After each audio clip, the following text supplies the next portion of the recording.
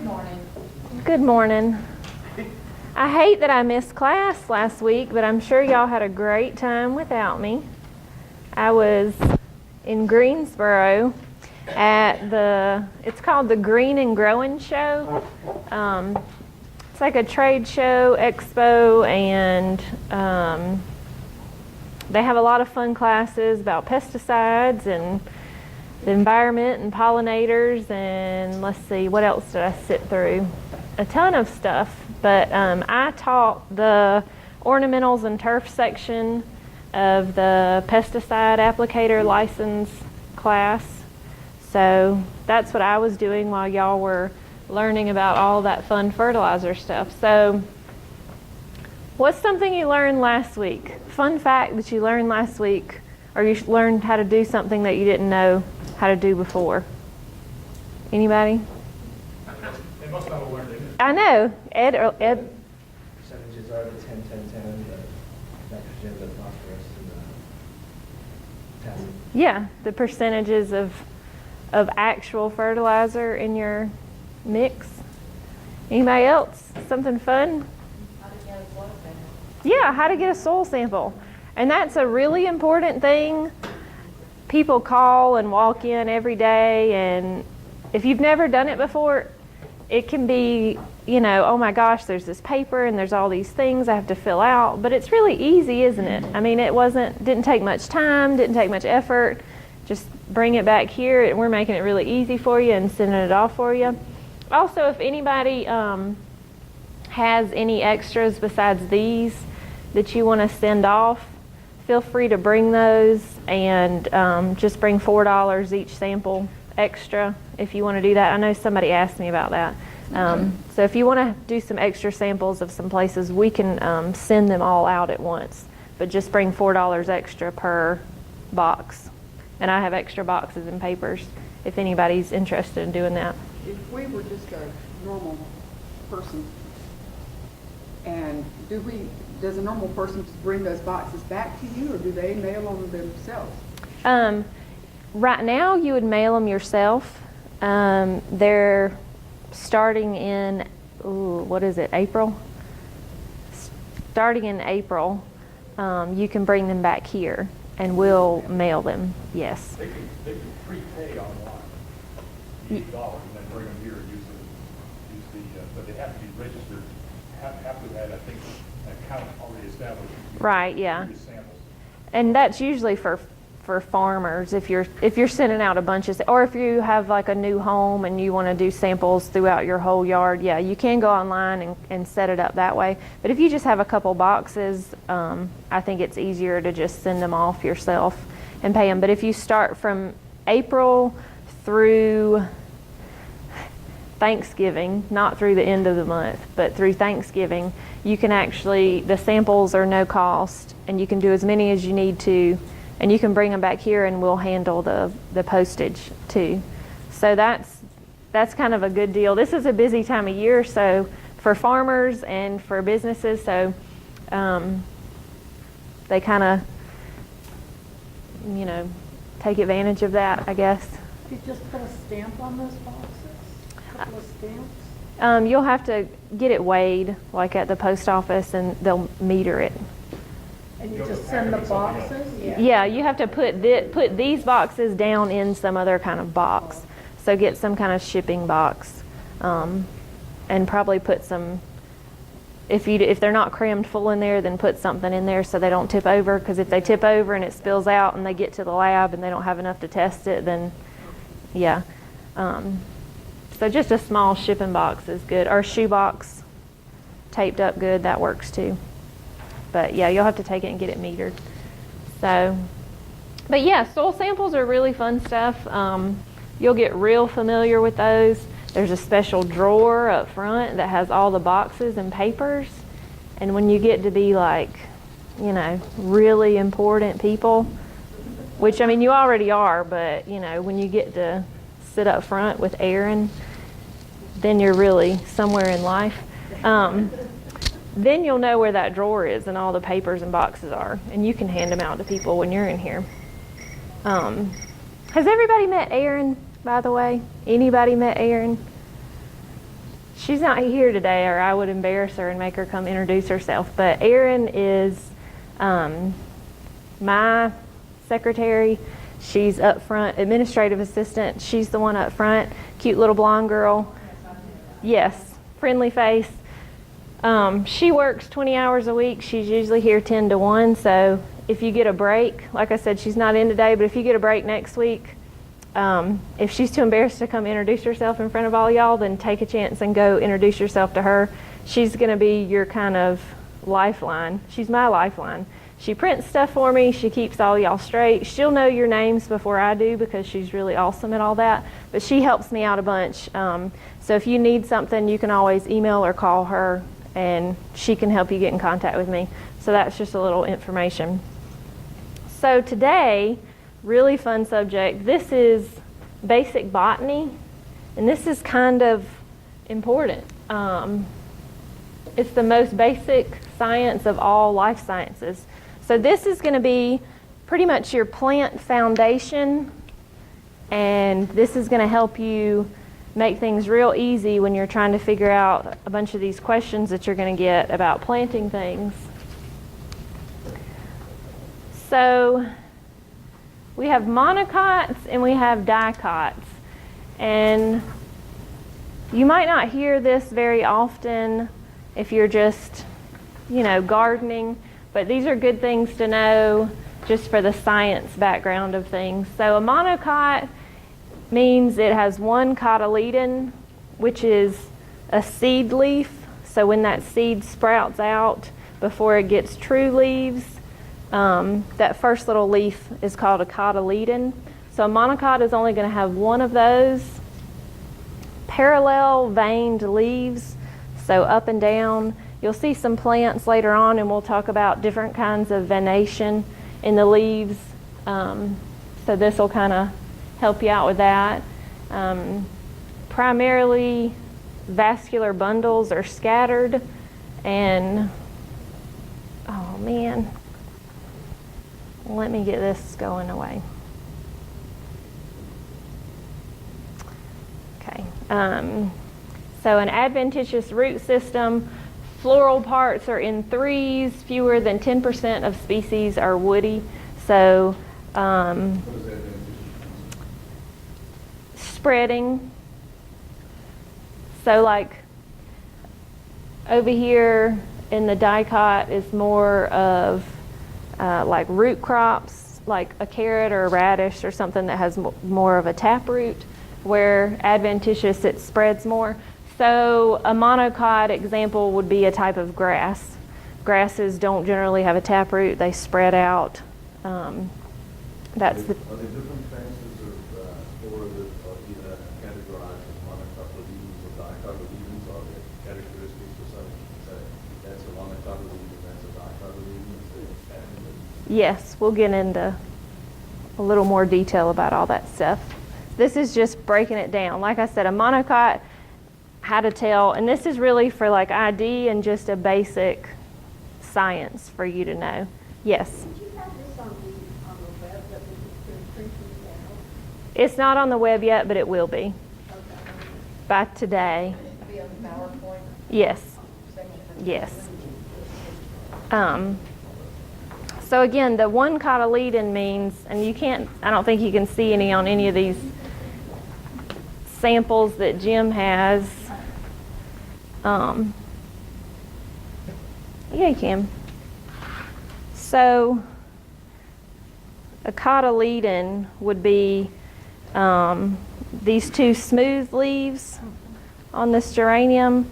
Those, before it got these ruffled leaves that makes it what it is, a geranium that you can tell what it is. These smooth leaves that come out first, when the seed first pops out, these are called cotyledons. They're not true leaves. That is just what was stored inside of the seed, and that's what comes out first. So this has two cotyledons, so it would be a, yes. And then the roughly leaves are called true leaves, and we'll get into that a little later. But so see, this would be a cotyledon.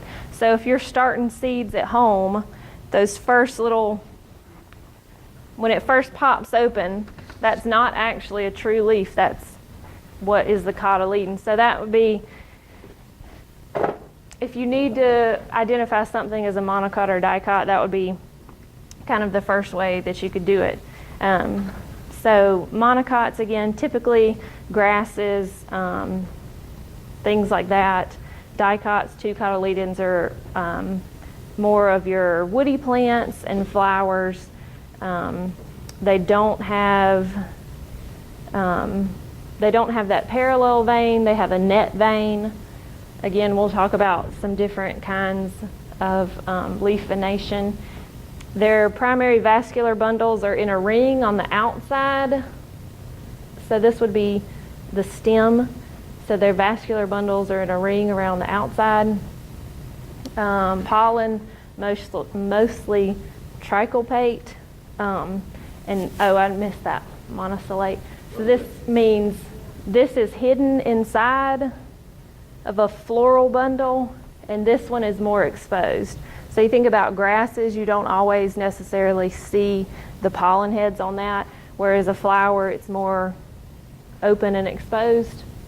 Again, the root system can be primary or adventitious, so something that has more of a taproot or a root, like a root crop vegetable or something, and then the adventitious is the spreading part. So it can be either or. Floral parts are in 4s or 5s, and again, this is mostly your woody species. So we'll go over the plant parts and their functions. So of course the flowers, fruits, leaves, stems, buds, and roots. And we'll go through these in detail. So starting with roots, what's the root's function? What does a root do for a plant? Yeah, it anchors the plants. It's its lifeline. It's how it gets water. It's how it gets minerals from the soil. It's its support system. It's how it stores food and energy. So that's the lifeline of a plant. We'll kind of go through some different types of roots. And I'll just kind of skip over this, and starting with taproots.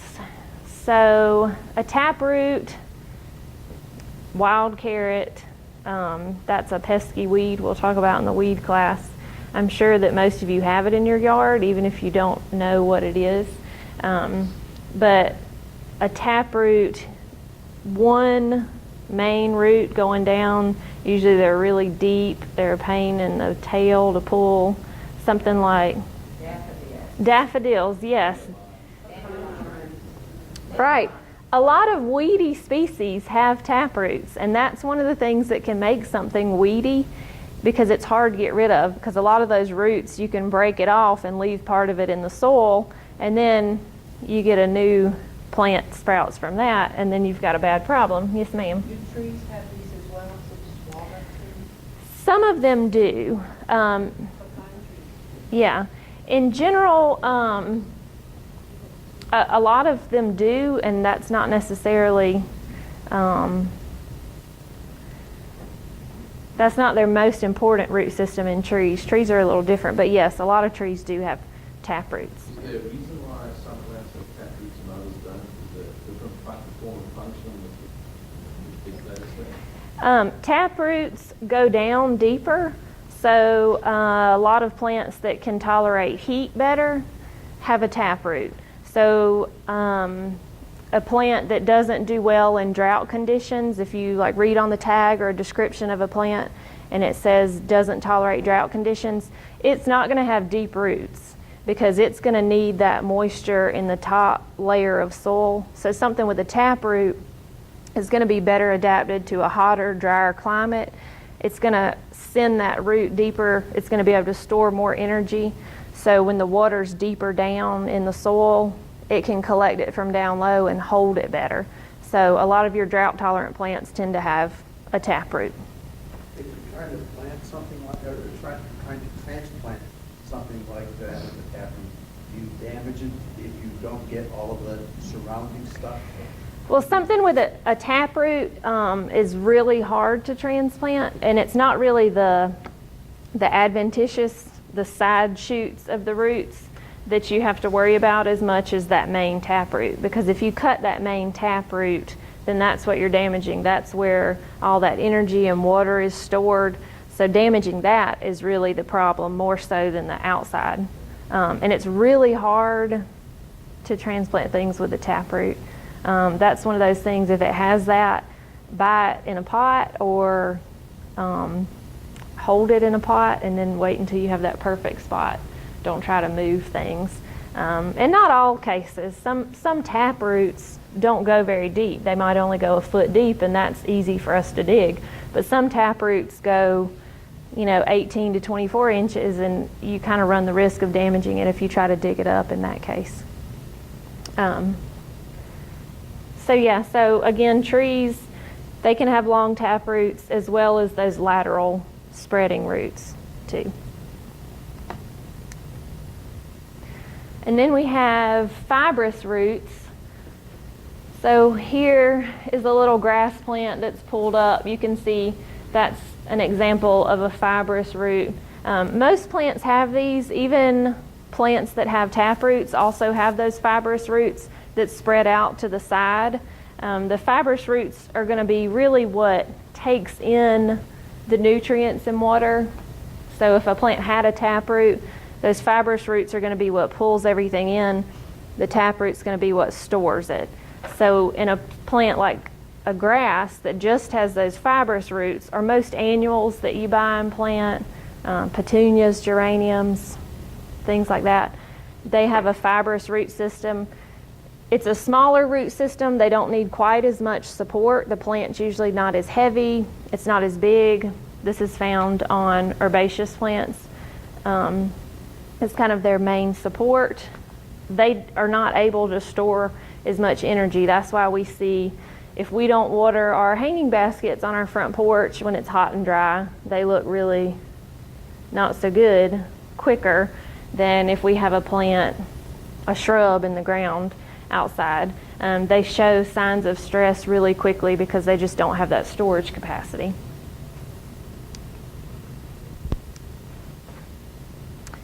Aerial roots, these help a plant cling to a surface such as a wall or another tree. So a lot of vines have this. And yes, exactly. Poison ivy has this. So you'll see poison ivy stuck to the sides of the trees. That's actually, those little hairs on the outside of the vine are actually part of its root system. Those are aerial roots on that plant. And lots of vines mainly have aerial roots. A lot of house plants do too. A lot of philodendrons, you'll see this little crazy random, orchids do. They send out little roots. Is that the same as those sort of things that attach themselves to branches, like they call A bromeliad? Yes. Yes. Yes, they have aerial roots. Mm-hmm. And there's all different kinds.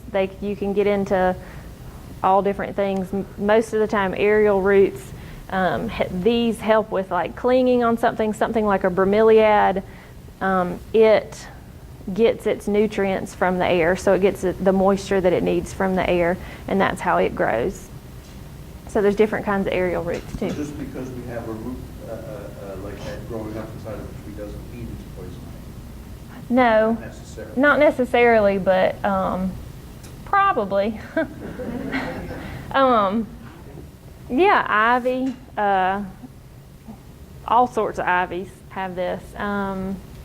What's something else that has them that we have a lot around here? Virginia creeper, yeah.